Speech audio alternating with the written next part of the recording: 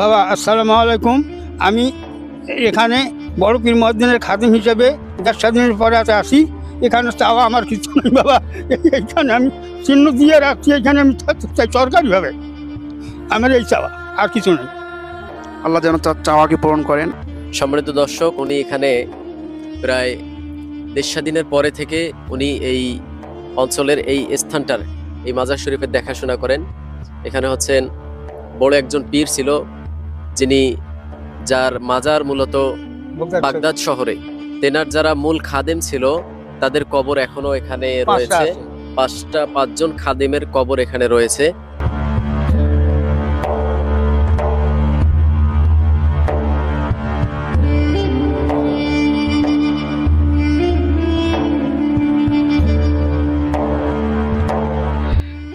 বিসমিল্লাহির রহমানির রহিম। আসসালামু আলাইকুম রহমতুল্লাহ। আমরা যেখানে উপস্থিত রয়েছি এই জায়গাটির নাম হলো পাঁচ মাজার। থাকার কারণে এই জায়গাটির নাম দেওয়া হয়েছে পাঁচ পীরের মাজার।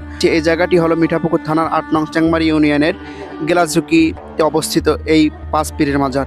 আজকে আমরা এখানে যে দীর্ঘদিন ধরে যুদ্ধের স্বাধীনতার পর থেকে শুরু করে এখন পর্যন্ত এখানে যে দায়িত্ব পালন করছেন বা দেখাশোনা করছেন এখানে যে খাদেম, তার সঙ্গে আমরা আজকে কথা বলবো। তেনার কাছ থেকে আমরা এর গোপন রহস্য কিংবা এর ঐতিহ্য এখানে কোন পীর থেকে আসলো তা আজকে আমরা শুনবো। আসসালামু আলাইকুম রহমতুল্লাহ। আমরা আপনার কাছে জানতে চাচ্ছি যে এটা হচ্ছে কোন পীরের সিলসিলা, যে আজকে আপনি বলছেন যেখানে পীরের যে খাদেম রয়েছে এরা কোন পীরের খাদেম?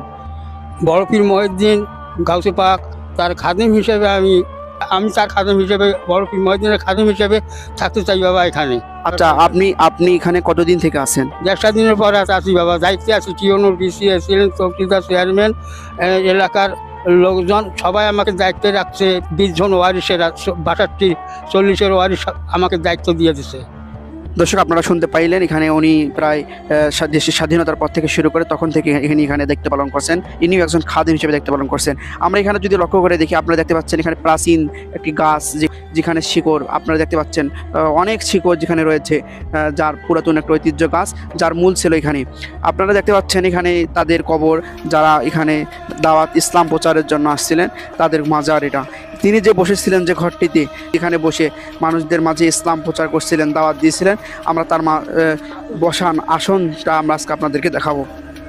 তার আগে আমি আপনাদেরকে দেখাচ্ছি এই যে মূল গাছের যে শিকড়, গাছ যেখান থেকে উৎপত্তি, এই দেখেন গাছের শিকড় দেখলেই বোঝা যায় আসলে এটা কতদিন আগে। আর যতটুকু জানা যায় তিনি বলতেছেন যেটা 500 বছর আগে প্রাচীন, সেই 500 বছর আগে যে গাছটি এখানেই হয়েছিল, সেই মূল গাছ এখানে খুঁজে পাওয়া যায় না, কিন্তু তার ডালপালাগুলো দেখে বোঝা যায় যে আসলে এটা কত বছর আগে হয়েছিল এই গাছটি। তার শিকড় দেখলেই বোঝা যাবে। বড় পীর তিনি যে আসনে বসে মানুষের মাঝে ইসলাম প্রচার করেছিলেন সেই জায়গাটি।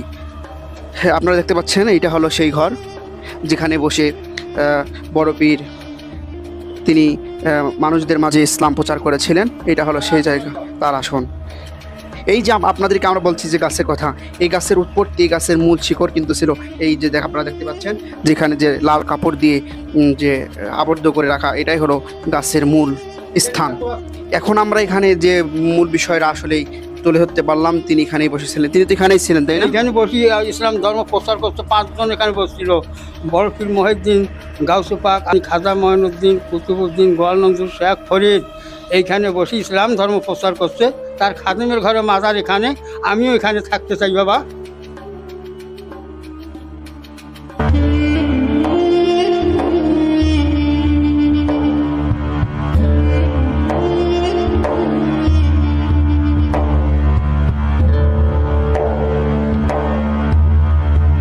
এখানে 8 একর 20 শতক সম্পত্তি, তার মধ্যে 7 একর 22 শতক আবাদি। কাগজপাতি সব আমার কাছে আছে। বড় পীর মহিউদ্দিনের নামে 40 আছে। বর্তমান 62টি রেকর্ড আছে। আমি তার খাদেম হিসেবে সরকারিভাবে আছি। এখানে সরকারে কোনো পর্যন্ত পদক্ষেপ নেয় নাই বাবা। এখন এগুলো সরকারের কাছে নেওয়া হোক, এই জন্য আমি সরকারি খাদেম হিসেবে আছি দায়িত্বে। এখন বাবা আজ আছি কাল নাই, আপনারা করেন। 3টে এলাকা 3টে মসজিদ আছে, সেই মসজিদের কাজ করে, এটি ওরে কাজ করে, এখানকার কাজ করে না।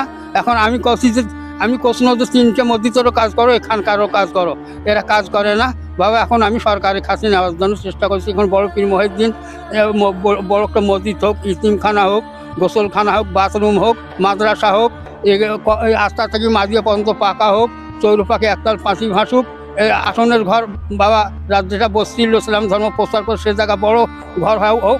আমি এই জিনিসগুলো চাই, চৌরুপাকে একতাল পাঁচি হোক, মাজারগুলো উন্নত হোক, এগুলো চাওছি বাবা। আর চাওয়ার মতো আমার কিছু নেই। দেশ স্বাধীন হওয়ার আগ থেকেই যারা যে সমস্ত পীরেরা ইসলাম প্রচার করেছিল, এই জায়গাটি ছিল একটা ইসলাম প্রচারের একটি ঘাঁটি। আসলে এখানে উচিত ছিল যে ইসলামের একটা মূল ঘাঁটি, এখানে একটি মাদ্রাসা করা, এখানে একটি তিমখানা করা এবং এখানে একটি এই বড় পীরের নামে একটি বড় মসজিদ করা, যেখানে এসে মানুষ ধর্ম চর্চা করতো, যেখানে এসে মানুষ ইসলাম প্রচারের ঘাঁটি হিসাবে এটা খ্যাত থাকতো, যেখানে এসে মানুষ ইসলাম প্রচার করতো এবং মানুষ দাওয়াত দিত।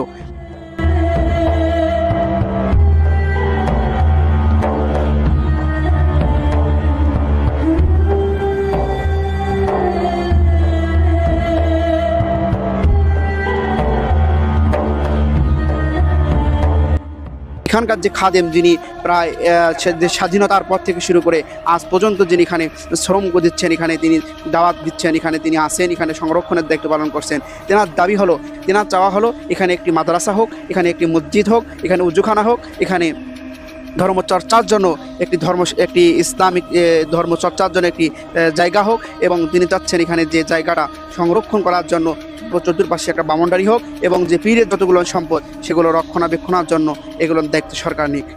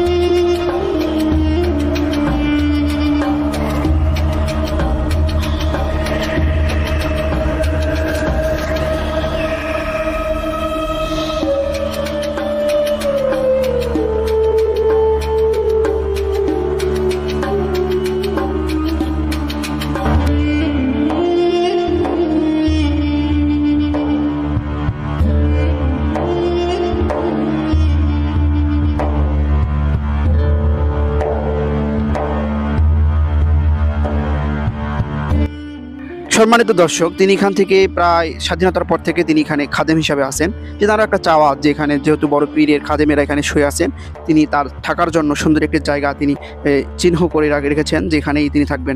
আজকে তার মুখ থেকে শুনবো যে আসলে ইনি এখানে থাকতে চান কিনা। বাবা আসসালামু আলাইকুম। আমি এখানে বড় পীর মুয়াজ্জিনের খাদেম হিসেবে দেশ স্বাধীনের পরে আসি। এখানে চাওয়া আমার কিছু নেই বাবা। এখানে আমি চিহ্ন দিয়ে রাখছি, এখানে আমি থাকতে চাই সরকারিভাবে। আমার এই চাওয়া, আর কিছু নেই। আল্লাহ যেন তার চাওয়াকে পূরণ করেন। আসলে যদি আমরা চাই, এলাকাবাসী যদি চায়, দেশবাসী যদি চায়, তাহলে পরে সম্ভব তিনি এখানে থাকতে পারবেন, কেউ বাধা দিতে পারবে না।